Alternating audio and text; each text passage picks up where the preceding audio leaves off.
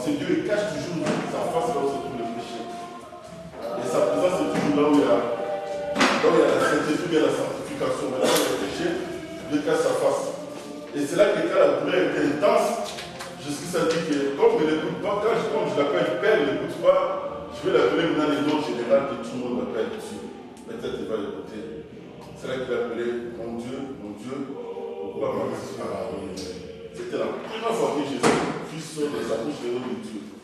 Parce que là, quand il l'appelait Père, il ne manifestait pas. Il fallait qu'il dise même le nom de Dieu, parce que le nom de Dieu, c'était le nom général. J'appelais mon Dieu, pourquoi non? C'est ça que je l'appelle toujours Père. Amen. Je bénis Dieu à travers de ces deux orateurs, les hommes de Dieu qui sont passés. Malgré tout ça, arrivé vraiment au milieu de cette prédication, mais j'ai quand même laissé un peu. Et surtout de l'ordre de Dieu qui vient de passer là. Il y a des choses que j'ai retenues, c'est le Saint-Esprit et les hommes de Dieu. Et c'est là que par l'aide du Saint-Esprit, je vais essayer de pratiquer ça avec eux. La façon que le Saint-Esprit va me conduire. Non, fermez les yeux sur vous. Père, je bénis ton nom à ce moment. C'est mon moment que tu m'as donné de me mettre debout devant ton peuple, et tes serviteurs. C'est la personne, tout ce qui va se passer à ce moment. Toi seul qui sais faire ça. Fais-moi disparaître devant cette face que toi tu prends place pour parler à ton peuple. Je suis rien, je suis descendu de tout ce pour donner la valeur. Parce que tu as vu quelque chose dans moi qui est le Saint-Esprit, que tu as mis dans moi, et tu m'as appelé homme. Parce que là, laisse que personne tout soit sorti de ces choses. Que ce ne soit pas moi, que ce soit toi qui vas parler à ton peuple et Dieu le Père. C'est là que j'appelle Saint-Esprit qui est le consolateur et le révélateur. Viens glorifier Jésus-Christ. Viens élever la parole. Viens élever Emmanuel qui est la parole. C'est lui qui sait bien parler. C'est lui qui est le bon orateur. Nous ne savons rien. Toi seul, Jésus-Christ, quand tu parles, et ça a touché et ça a changé le donner de chacun et de tout le monde de Dieu le Père. Merci Saint-Esprit pour ce bon moment. Glorifie le Fils. Je glorifie aussi la parole et le nom de Jésus-Christ. Ainsi que j'ai prié. Amen. Amen. Qui dit soit élevé, que Dieu soit élevé. Je vais commencer d'abord à dire pourquoi aujourd'hui l'état est mauvais. La parole dit à votre Paul toujours qu'il achetait l'état car l'état est mauvais. Oui, certainement que l'état est mauvais. Pourquoi? Parce que les choses que nous sommes en train de vivre à ce moment, ça montre que l'accomplissement de la parole de Jésus commence à aller vers sa fin. Il y en a beaucoup aujourd'hui qui sont dans la distraction. Il y a beaucoup aujourd'hui, comme on dit au frère qui est précédé là, il y a beaucoup aujourd'hui qui se conduisent pas selon la parole, mais selon la lettre. C'est pour ça qu'il y a la Bible lui qui est la parole tue, et l'Écriture tue, la parole glorifie. Pourquoi? Parce qu'il y a beaucoup qui sont appelés, mais il y a d'autres qui sont eux-mêmes proclamés. Et c'est là qu'ils sont en train de dérouter la parole de la vérité. Parce que ici, il se conduit selon. Parce qu'un homme de Dieu pour conduire une église, bien pour conduire un peuple, il va avoir un message. Et le message là, il faut que ce message-là vienne de celui qui l'a appelé. Et c'est sa vision qui va marcher avec ça, jusqu'à ce qu'il va accomplir ce que Dieu lui a dit. Est-ce que quand tu as commencé la mission, bien quand tu as commencé, quand tu as fait l'église, quelle est la parole que Dieu t'avait dit? Bien quel est le message que tu as eu? Parce qu'à chaque fois, quand on voit tous les prophètes, tous les hommes de Dieu, Dieu lui donnait toujours un message. Et c'est ce message qui était la clé. Et c'est ce message qui marchait. Et c'est ce message qui était la vision. À quoi? De la mission, bien de l'évangile, bien de la mission qu'il a reçue pour aller accompagner le peuple. Mais aujourd'hui, les gens qui s'autoproclament eux-mêmes. Or, il y a un processus dans la parole de Dieu. Il y a un processus dans la mission de Dieu. Il y a un processus dans le ministère que tu as reçu. Est-ce qu'il y a le ministère de l'homme ou de Dieu? Voilà, c'est là où il y a des accidents qui se font. Parce que dans l'évangile, bien dans la paix de Dieu, comme on avait parlé dernièrement avec l'apôtre, je pense au mois de cette semaine, il y a 5 étapes que Dieu fait dans l'église pour que l'homme soit assis et affermi pour conduire un peuple. Il y a 5 étapes qu'il faut passer. Est-ce que beaucoup ils ont cette étape-là, c'est pour cela qu'il y a des accidents. Et c'est pour cela qu'il y a la contradiction. Et c'est pour cela que les gens sont dessus aujourd'hui. Il y a les chrétiens qui commencent à devenir musulmans. Ils ont commencé à partir à l'islam. Il y a d'autres qui sont retournés en catholique. Pourquoi les hommes de Dieu, ils ne conduisent pas, ils ne peuvent pas les brebis la façon qu'ils n'ont pas eu les mandats. Dieu ne les a pas donné les mandats pour conduire les peuples. Parce que, comme on avait parlé, quelqu'un qui a un mandat, un président quand il a un mandat, c'est lui qui a le pouvoir. C'est lui qui a un mandat, a le pouvoir. Même pas le président, n'importe qui des entreprises qui a un mandat, et même un PDG, il a un mandat d'un ministre, ça dit qu'il a le pouvoir de conduire une société ou une entreprise.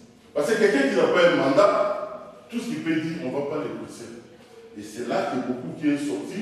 C'est comme ce film, vous connaissez bien, c'est ce qui s'est passé avec l'apôtre Paul et Barnabas et les magiciens qu'on appelait Alimas.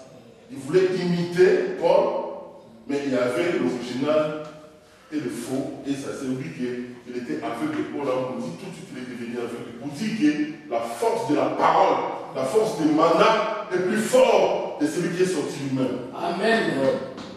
Et voilà, c'est ça qui est dans les accidents. Pourquoi? Parce que nous tous nous sommes appelés, parce que Dieu nous appelle en tant que les sacrificateurs. Mais il y a l'appel et il y a l'appel.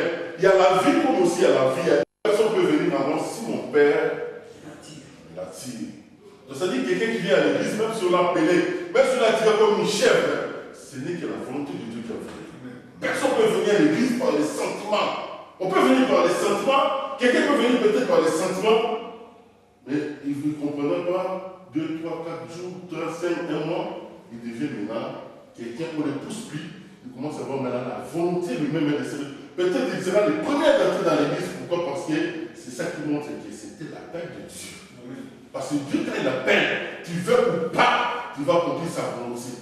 Il y a une processus que Dieu fait. Personne ne peut comprendre que c'est Dieu qui est en train de faire ça. Et la gloire, quand ça va manifester, c'est là que l'homme dit que j'étais choisi et Dieu m'a promis. Et voilà, c'est là que l'appel, c'est quoi l'appel? C'est-à-dire que tu viens à l'église.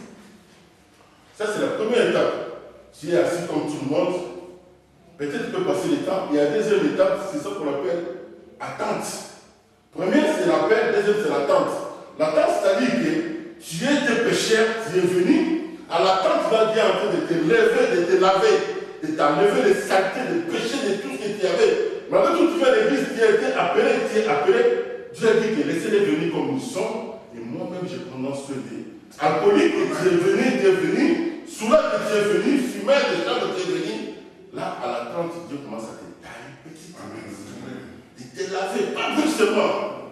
Il commence à te laver jusqu'à ce que tu vas être net. Et c'est là maintenant, après la paix, là maintenant c'est l'attente. Maintenant la confirmation. Connaître, tu viens de passer là tout avant moi. Et le rôle de Saint-Esprit, pour dire que tout à l'heure qu'il a dit, le passé, parce qu'il y a beaucoup qui ne comprennent pas le rôle de Saint-Esprit. Là c'était Saint-Esprit qui parlait. On ne dit pas que ce n'est pas Jésus-Christ ou Dieu, mais c'est le Saint-Esprit qui parlait. Et c'était passé à l'époque en Israël. Vous faisiez les différences entre église et synagogue. C'était deux choses différentes. L'église, c'était comme une centre. Et à Israël, il y avait que deux. À Jérusalem, et puis il y a Antioche. Mais les synagogues étaient partout. Les églises étaient là où les hommes de Dieu, les docteurs, les prophètes, et tout ce qui est, ils étaient que là pour prier. Donc ça veut dire que en synagogue, on pouvait voir du monde, n'importe qui. Mais l'église n'était que les serviteurs et les serviteurs. Ils étaient là pour prier jour et nuit, pour adorer Dieu. C'est ça qui faisait la différence des apôtres, qui faisait la différence d'autres personnes. Mais là, je vais citer seulement le reprendre toujours de cet esprit. Dans Jean, acte 13, quelqu'un s'est trouvé dans 1er jusqu'à 5. Non, à 3. Acte 13, de 1 à 3. Il y avait dans l'église d'Antioche des prophètes et des enseignants. Barnabas, Siméon appelé les Noirs, Lysius de Cyrène, Manaen, qui avait été élevé avec Hérode les tétrarques, et Saul. pendant qu'il rendait un culte au Seigneur et qu'il jeûnait, le Saint-Esprit dit, mettez-moi à part Barnabas et Saül pour la tâche à laquelle je les ai appelés. Alors, après avoir jeûné, prié et posé les mains sur eux, ils les laissèrent partir. Qui avait parlé là? Les Saint-Esprit. Ce n'est pas Dieu qui avait parlé, ce n'est pas Jésus-Christ qui avait parlé, mais là on dit c'est le Saint-Esprit qui avait dit mettez-moi Paul et Barnabas à part. Donc pour dire que le Saint-Esprit parle. C'est pas comme les autres disent, comme il a dit au prédécesseur, il y a d'autres qui pensent qu'il appelle comme une puissance, qu'il appelle comme il donnait beaucoup de noms de Saint-Esprit. Mais là, c'est une personne. C'est le Saint-Esprit qui parlait là, qui a dit que mettez-moi Paul et Barnabas à côté pour la mission que je les ai appelés. Là, pour poser les temps, je ne sais pas si j'ai encore le temps. Le bon message là que je vais dire là, j'ai quitté Saint-Esprit. On va entrer maintenant dans les serviteurs de Dieu, les hommes de Dieu. Dans les temps d'aujourd'hui, quel est le rôle des serviteurs de Dieu? Quel est le rôle des hommes de Dieu? Dans le nom de Jésus. Amen.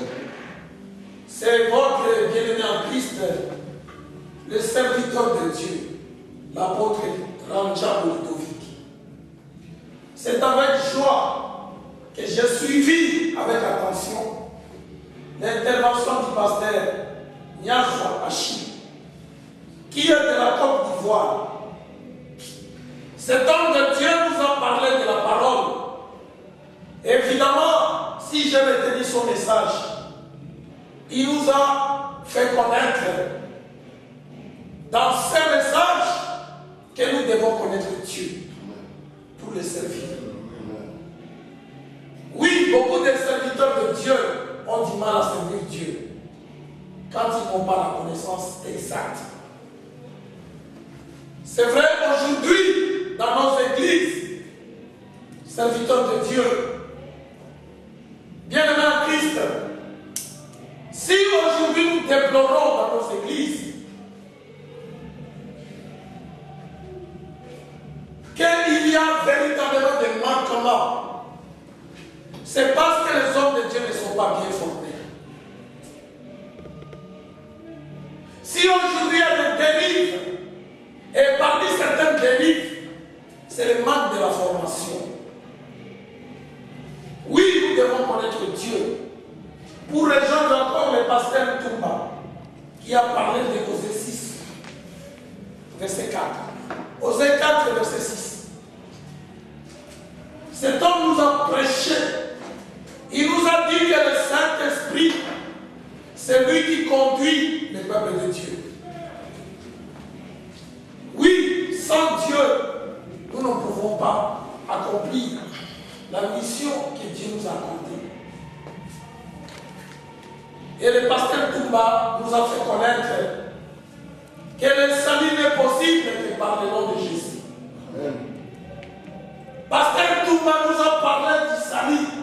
Il a beaucoup martelé le salut. Il a montré réellement que il faut accepter Jésus comme sauveur et Seigneur.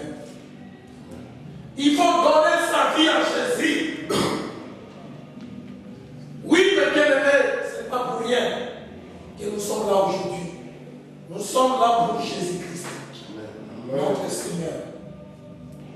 Parce que grâce à lui, le salut nous a été accordé.